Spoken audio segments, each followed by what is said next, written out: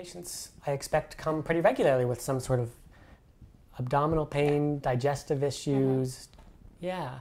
And which my understanding can mean a whole lot of different things. Yeah. So what do you do about that? Where do you start as a naturopathic doctor?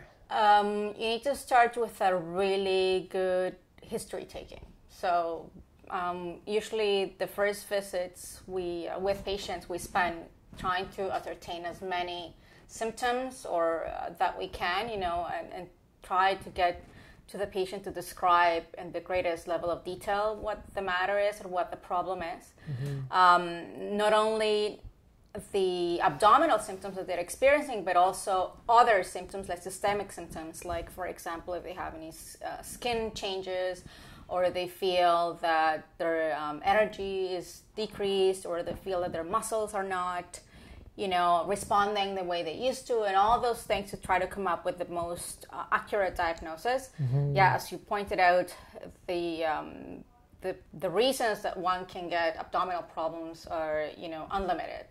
So it just depends on the symptoms. If you have, we tend to sort of compartmentalize things a little bit. So if you have like reflux or symptoms like that, we tend more to think about, things that are affecting like the upper part of the digestive tract.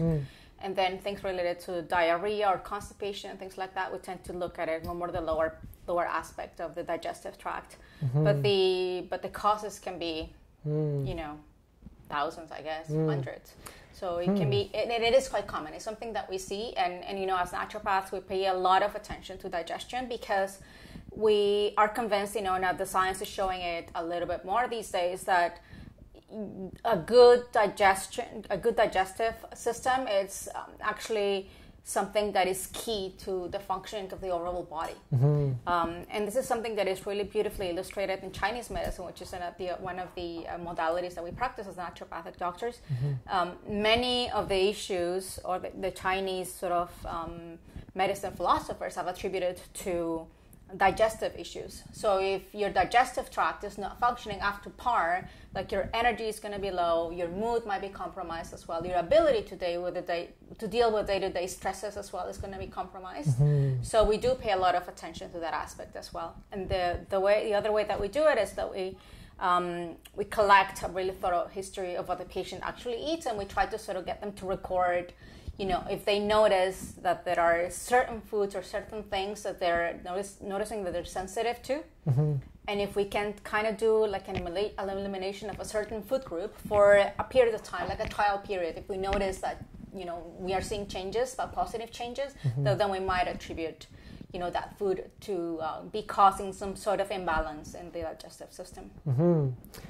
Other than that, it's quite challenging to talk about digestive issues as a whole, isn't it? Because mm-hmm. I know a lot of people are searching for this and wondering what's up with them, but I think coming to see a naturopathic doctor is really key in this case, mm-hmm. because it's hard to figure it out yourself, yes, isn't it? It could be so many different issues. It could be so many different things. So, I talked about reflux, but reflux could be caused by, the things that people usually associate with reflux, like coffee or spicy things. Mm-hmm. But it could be also that the bacteria in your gut is not well balanced. Mm-hmm. So there could be a problem there too.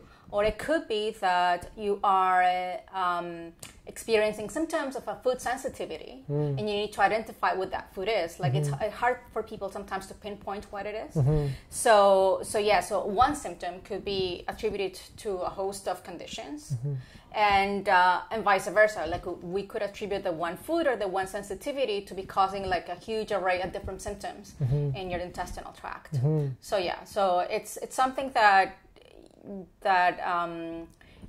as people start to become a little bit more aware and start to track, their symptoms, they can identify for themselves. But yeah, through the questioning and through the history taking that we do, like I think is the best way to sort of figure out or sort of create a path for diagnostic procedures as well. We mm-hmm. can do other things as well to actually get a more accurate, a more precise diagnosis. Mm-hmm. Okay.